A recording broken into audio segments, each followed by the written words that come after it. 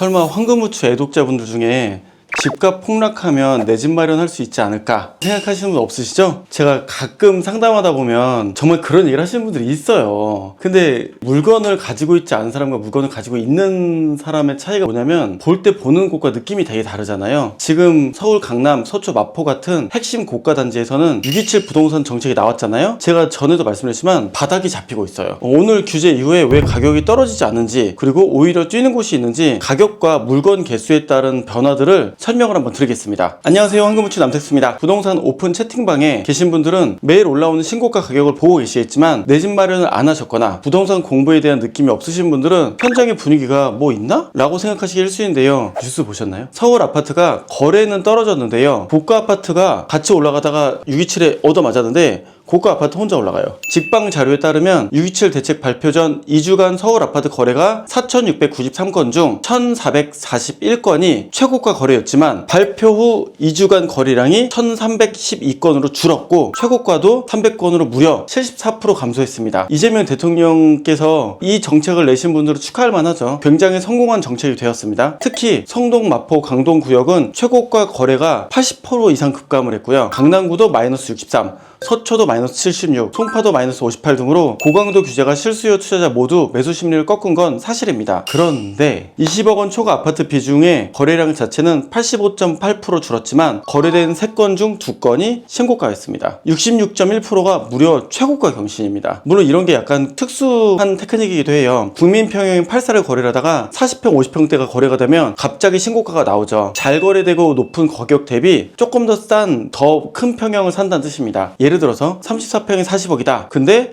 40평이 50억이에요. 그러면 10억 정도면 뭐 까짓 거 이거 사고 말지 이렇게 넘어가시는 수요들 때문에 50억으로 40평대가 신고가가 나오는 겁니다. 그동안 거래가 덜 되다가 드디어 신고가가 터지는 것처럼 보이는 거죠. 서초구가 평균 8.6% 상승했고요. 양천, 성동, 강남도 8% 안팎의 상승률을 기록했습니다. 초고가 수요가 그럼 난 그냥 살게, 이렇게 수요가 강해지는 현상입니다. 왜 이런 양극화가 생기냐? 핵심은 누가 사느냐입니다. 대출 규제의 영향력을 받지 않는 여유 있는 자산가들은 고가 신축, 재건축 단지를 중심으로 좋은 것과 큰 것을 사겠다는 생각이 확실해졌습니다. 솔직히 제 생각에도 그래요. 여러분 잘 생각해 보십시오. 5년 중에 4개월? 지났어요. 4개월. 그런데 이미 앞으로 4년 6개월 동안 갑자기 막 6억 대출 안 돼 하다가 미안 20억 대출해도 돼 이렇게 풀어주겠어요? 아니죠. 그럼 어떻게 돼요? 그냥 사. 어차피 뒤로 4, 5년 동안 할 수 있는 게 없잖아, 이거예요. 이렇게 있으신 분들 입장에서는 어차피 그거밖에 없잖아. 어차피 새 집도 없잖아. 어차피 큰 평형 사야 되잖아.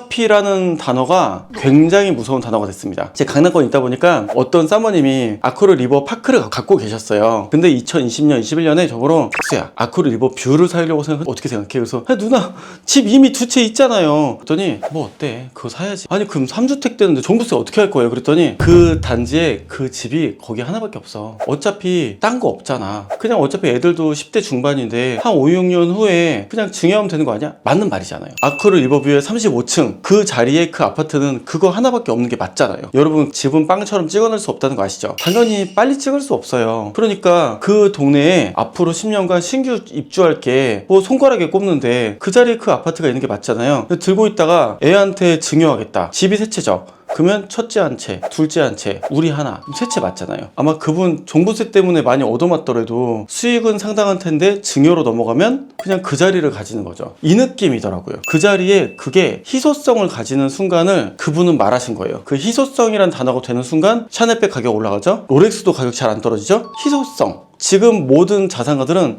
희소성이란 단어에 몰빵하고 있습니다. 근데 문제는 희소성이란 단어까지는 인정을 해주는 게 정부의 국룰 아닙니까? 있으신 분들이 정부의 정책을 훨씬 더 잘 따라갑니다. 반면에 이제 일반 실수요자들이라던가 중저가 수요자들은 대출 제한 때문에 다 애매합니다. 돈이 더 있어야 되기도 하고 대출은 안 되고, 그리고 애매하신 분들은 이거는 뭐 이도저도 안 되고 급지를 마포보다가 갑자기 강서로 바꿔야 되는 상황인 거죠. 이게 바로 똘똘한 한 채 고가 집중 현상입니다. 그런데 여기서 중요한 문제가 있습니다. 우리가 23, 24 25년 연속으로 3년째 매수를 했고요. 3년째 집이 올랐어요. 아무리 바보도 서울이 현재 올랐다는 걸 모르는 분은 드물어요. 그 얘기 뭔 말이냐면 갑자기 떨어질 만한 명분이 없다는 거를 다들 인지하고 있다는 거거든요. 일반적인 폭락의 매수 타이밍이 뭐냐면 매수 관심이 감소하고 관망세에서 전세가 많아지면서 가격이 떨어지기 시작을 하고, 그러면서 매가를 끌어내리면서 급매물이 쫙쫙쫙 나오면서 가격이 하락해야 되는데, 지금은 전세가 새로 많아지지도 않아요. 현재 규제로 인해서 다들 얼음 돼 있어요.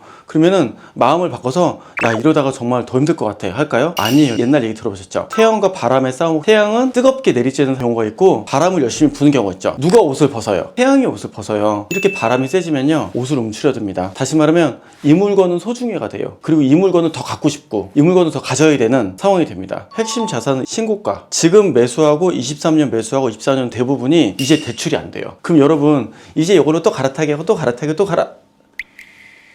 그냥 여기 있어야겠다. 마침 가격이 13억 이상이라 장특공도 받아야 되고 실거주도 해야 될 것 같아. 모두가 그대로 멈춰라 가 됐어요. 언제까지? 정권 끝날 때까지. 그러면 물건은 소진되었고요. 집주인들은 가격을 낮출 필요가 없죠. 왜냐면 그냥 살면 돼요. 제가 그랬잖아요. 이 동네 할머니들이 난 이 게임을 30년째 해봤다니까요. 시장이 시간과의 싸움 중입니다. 결론적으로 폭락장 오면 사자가 아니라요, 강남의 핵심지부터 이렇게 됩니다.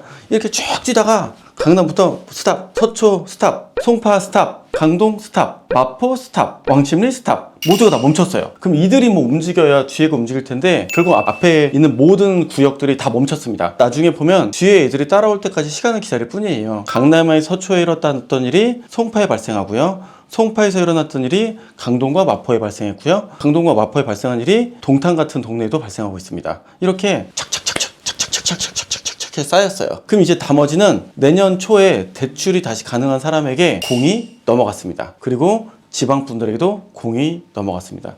여러분 집이 한 채씩 있잖아요. 그럼 이게 투자가 아니라요, 내 거예요, 내 거. 여러분은 무슨 차를 타고 계세요? 여러분은 어떤 브랜드의 가방을 들고 계십니까? 여러분은 어떤 동네에 살고 계십니까? 이거예요. 이 세 가지가 여러분들 규정 짓는 거고, 우리는 가방 하나 브랜드를 바꾸려고, 차를 좀 더 급을 올리려고 노력하는 바가 그냥 한 개잖아요. 집도 하나입니다. 그럼 이거는요, 옛날에는 투자재였는데요, 지금은 필수제로 바뀌었고요. 그거에 좀 더 보석을 단 사치제와 희소제의 중간으로 성향이 바뀌었습니다. 자기의 능력을 보여주는 하나의 물건이 되는 걸로 시대가 지나 있어요. 그래서 결과적으로 얘기한다면 폭락장이 오면 사자는요, 물건이 없어졌다는 느낌으로 보셔야 됩니다. 그렇게 되면 고가 핵심 지역은 따라잡아도 이미 내가 저가가 아니게 됩니다. 왜냐면 다음 들어올 사람들이 계속 이렇게 쌓이게 돼요. 그럼 지금 움직여야 되는 사람 뭘까요? 오히려 지금 MZ분들 50 이전에 뭔가 좀 해보려고 움직이는 분들이 어떻게 보면 지금이 4, 5년 안에 마지막 기회가 되기도 해요. 왜냐면 4, 5년 동안 점점 매수가 늘어날 거고요, 아무도 매도를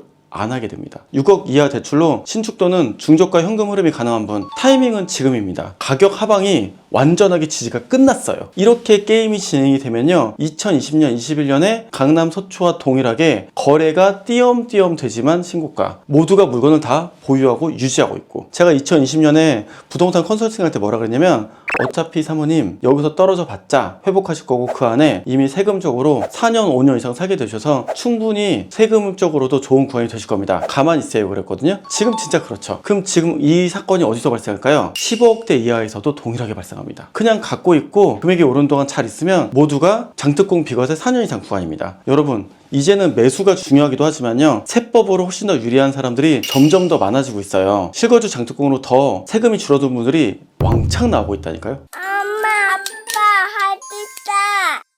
정리해보겠습니다. 거래량은 수도권 전체가 약 70에서 74% 급감, 고가 아파트 시장은 좀 더 높은 평형이나 재건축이 된다면 과감하게 큰 돈을 들고 다들 매수를 할 거다. 이 사람들이 매수하는 이상 이 동네 여론은 안 바뀝니다. 그리고 양극화 현상으로 고가는 신고가, 중저가는 침체, 저가는 어떻게든 빨리 발부동 쳐서 올라가는 상태로 올라가야 된다. 매수 타이밍은 아직 급매 조정 단계 아님, 지금은 움직여야 될 때입니다.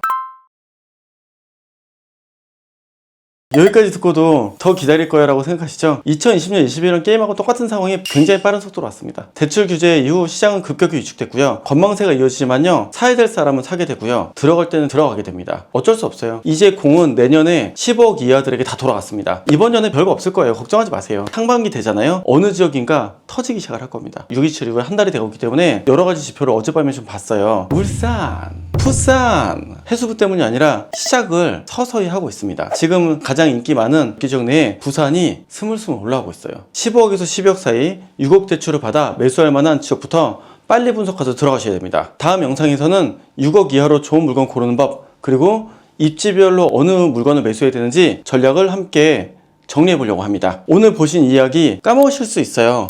꼭 구독해 주시고요. 다음에도 이런 현실에 맞는 부동산 이야기 해보겠습니다. 부자 되십시오. 황금무치였습니다.